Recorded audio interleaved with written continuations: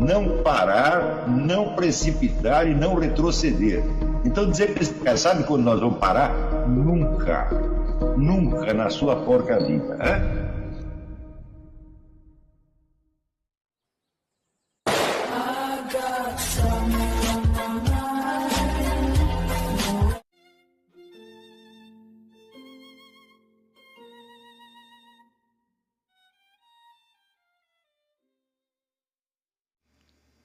E aí pessoal, tranquilo?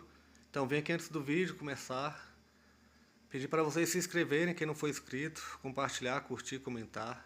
Quem puder seja membro do canal, que isso ajuda bastante. Tem também o link do Apoia-se. Quem puder ajudar nosso canal e apoiar financeiramente vai ser muito bem-vindo. Mas o mais importante é transmitir o conteúdo e os conhecimentos do professor Olavo de Carvalho para mais e mais brasileiros. Então compartilhe e ajude aí nossa causa. Muito obrigado a todos os membros, apoiadores do canal. Fico muito feliz. Tenho certeza que a gente está no caminho certo. Então fiquem com o vídeo e até mais. Valeu!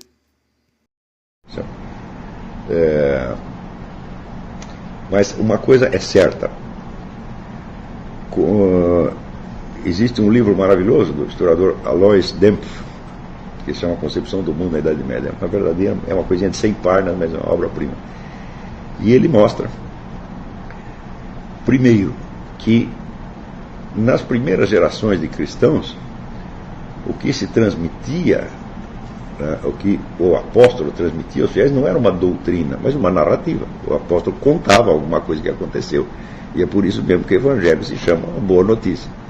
Eles não estavam expondo uma doutrina, uma teoria, nem nada. Eles estavam contando uma série de acontecimentos miraculosos que eles tinham presenciado.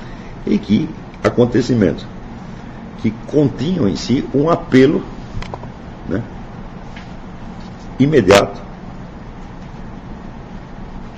vamos dizer, a uma transformação pessoal. Quer dizer, eram notícias que modificavam a visão do mundo das pessoas, que modificavam as próprias pessoas. Quer dizer, você recebeu aquelas notícias, você já não é o mesmo de antigamente.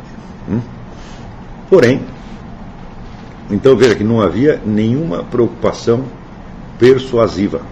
Ninguém estava tentando persuadir ninguém de coisa nenhuma. Não havia uma teoria, uma doutrina que você pudesse expor e defender. Porém, quando isso começa a ser disseminado no meio grego, que era um meio habituado às discussões filosóficas, tá certo? A narrativa é ouvida como doutrina, né? E naturalmente começa a fazer objeções. Quer dizer, toda narrativa, ela de fato ela implica certas afirmações de ordem lógico-doutrinal, né? No mínimo, você diz que algo aconteceu, você está dizendo que algo é possível, tá certo? Então surge a pergunta, como você explica isso?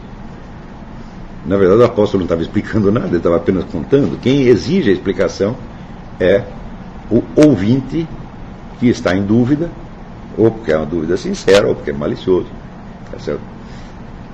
Então, são, vamos dizer, as pessoas de fora, as pessoas estranhas, não necessariamente inimigos da fé, mas pessoas que não participavam dela, que começam a provocar, então, os apóstolos para que provem aquilo que estão dizendo, pelo menos que expliquem doutrinariamente.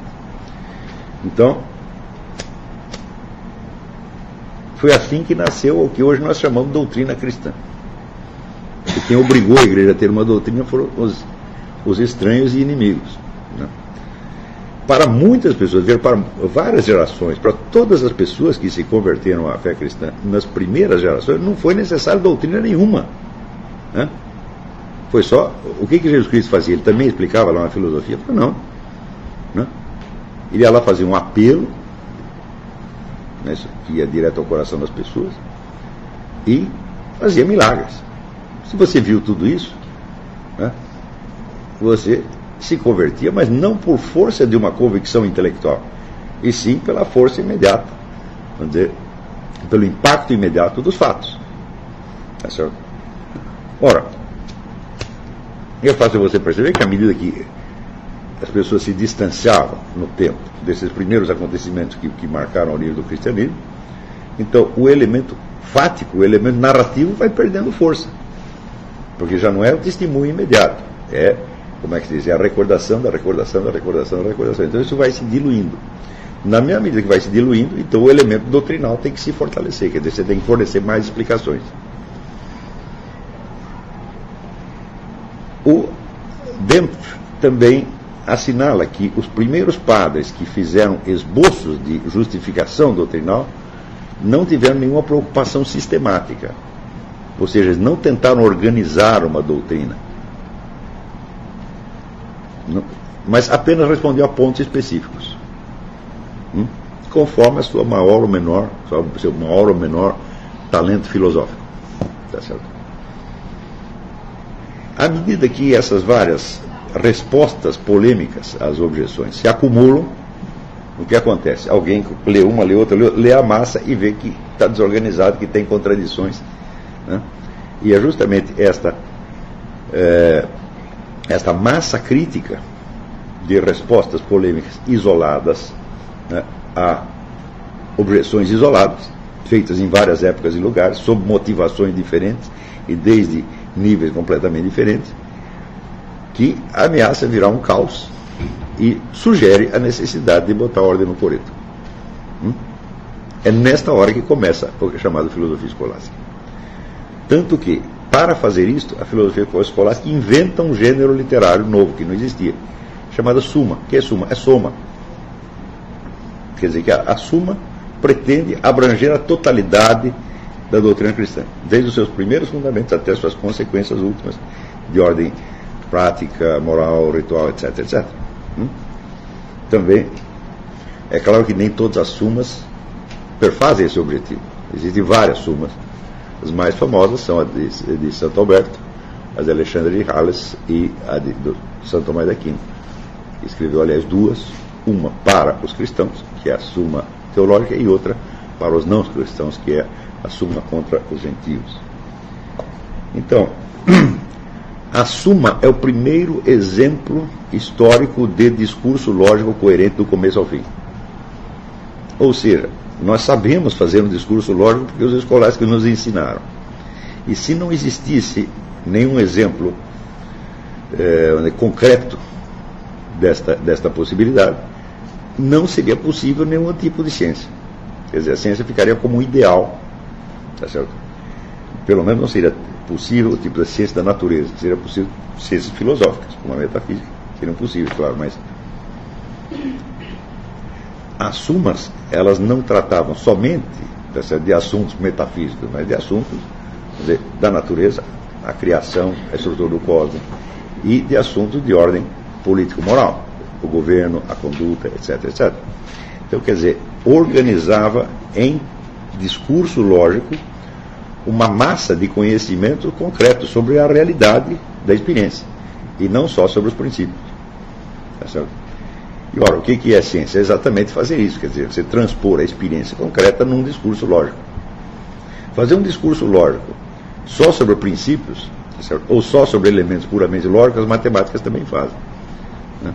Então, nós podemos dizer, um discurso matemático, ele é um discurso lógico sem conteúdo, por assim dizer, constituído apenas de formas da possibilidade. Então, quando você vai na escola e a professora te ensina a fazer conta com laranjinhas ou bananas, mas ao mesmo tempo esclarecendo para você que a conta seria a mesma se você trocar essas laranjinhas por bananas, é exatamente isso que ela está falando. Ela está mostrando para você que esse é um discurso lógico, vamos dizer, sem conteúdo substancial efetivo. É um discurso que se refere apenas ao esquema de possibilidades. Quer dizer que se somar duas bananas com outras duas bananas, vai dar 4. Se somar duas laranjas com outras duas laranjas, também vai dar 4. Tá certo? Então, tudo em lógica, tudo em matemática é na base do se. Se isto, então aquilo. Claro que esse discurso então nada afirma sobre a realidade, mas apenas sobre a consistência das várias relações lógicas entre si. Certo? Porém, isso não basta para constituir uma ciência, porque uma ciência pretende explicar a realidade efetiva. Então, o primeiro exemplo de discurso lógico unificado sobre a realidade efetiva são as sumas escolásticas. Elas dão, até hoje, o modelo de todo e qualquer discurso científico. E isso é uma coisa que eu nunca encontrei um cientista praticante que soubesse disso. Então, Mas é claro que ao mesmo tempo que os escolásticos faziam isso, a ideia deles não era explicar a natureza e os fatos em si mesmos, mas os fatos dentro da perspectiva do texto revelado. Se esses discursos tocavam em elementos da natureza, como a origem do cosmos, a constituição da matéria, dos planetas, etc., era, por assim dizer, de raspão, e era só porque esses elementos eram mencionados nos evangelhos. O objetivo fundamental da Suma é transpor a narrativa evangélica em discurso lógico-doutrinal. Tá certo? Então, todos os elementos que eram mencionados ou no Antigo Testamento ou no Novo Testamento também têm que ser explicados, mas têm que ser explicados não em si mesmos, e sim em função da sua presença na Escritura. De modo que os objetos da natureza e o mundo da política, da moral, da história, não eram objetos de atenção específica do pensador escolástico. Eles entravam ali, por assim dizer, de raspão. Tá certo? E, ao mesmo tempo, o estudo da natureza prosseguia durante a Idade Média. Mas, quando ele era feito, quando ele mesmo era o centro da atenção, então não havia nenhuma tentativa de transformá-lo em discurso lógico. Tá certo? Essas tentativas são jamais tardias. Então o que você vê durante a Idade Média são coleções imensas de fatos, totalmente desarticulados e às vezes até sem classificação. Por exemplo, a gente tem a famosa enciclopédia de Santo Isidoro de Sevilha, que ele chama de etimologias.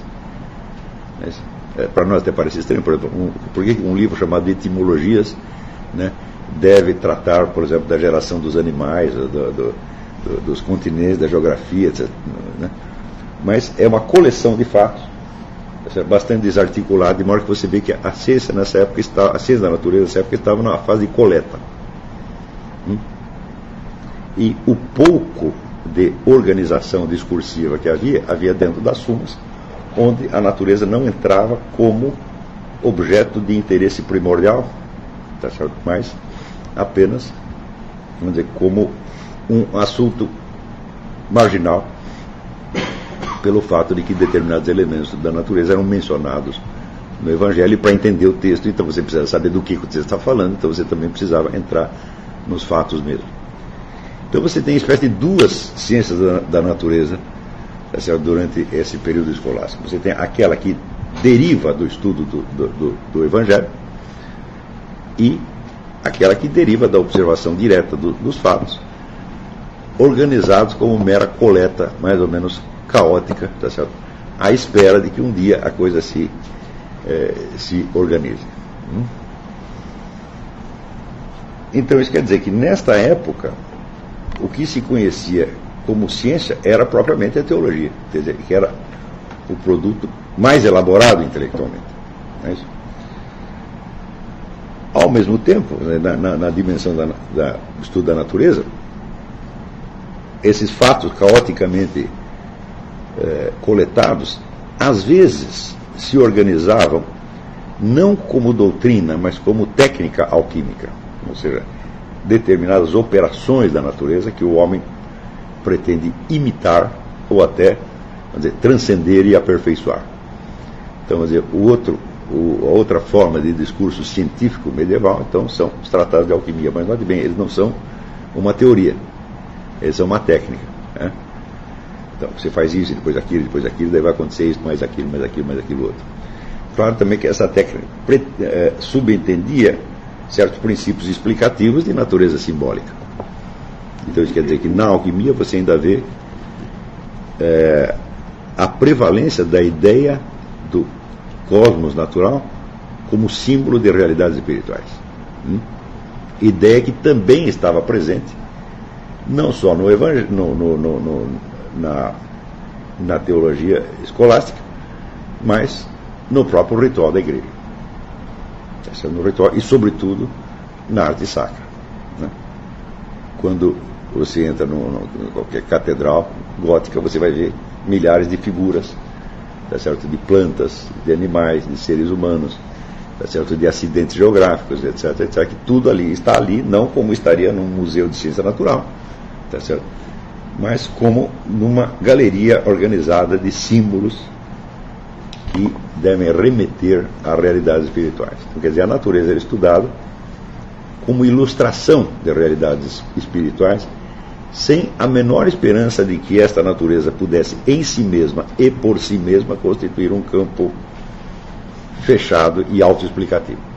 Ou seja, não há explicação da natureza no plano da própria natureza. Quanto mais você espremê-la, mais você vai chegar em certos paradoxos que só se esclarecem quando você entende que a natureza inteira é um símbolo de realidades espirituais mais permanentes que não são naturais.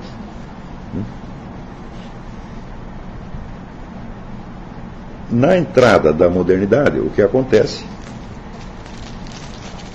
é que o desenvolvimento extraordinário das matemáticas nesse período suscita em algumas mentes a ideia de uma ciência matemática da natureza.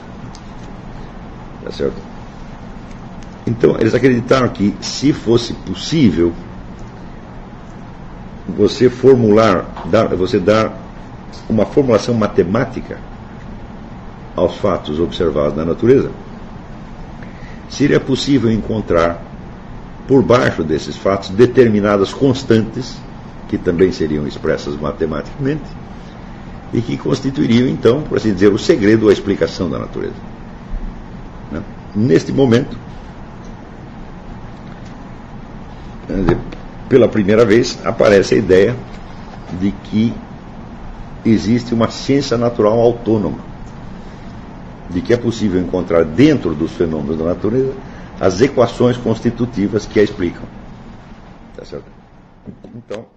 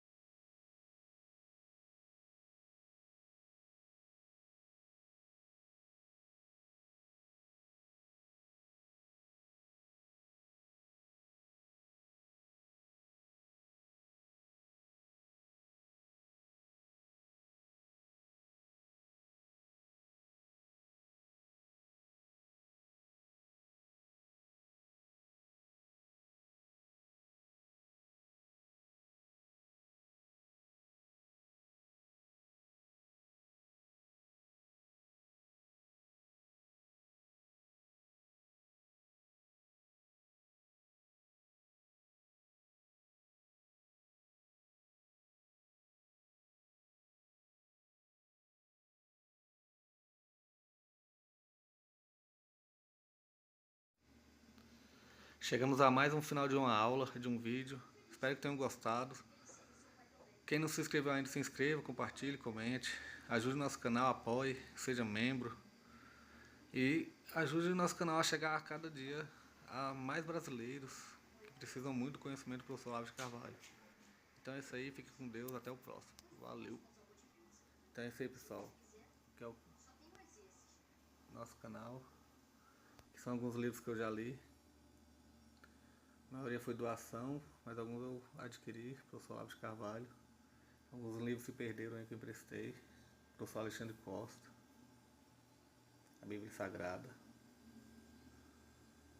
10 lições sobre Karl Marx. Indico a não ler esse livro, que é muito ruim mesmo. Alguns pensadores aqui que realmente, como o professor Olavo de Carvalho disse, não são pensadores. Valeu, tamo junto aí. Apoie nosso canal, seja membro.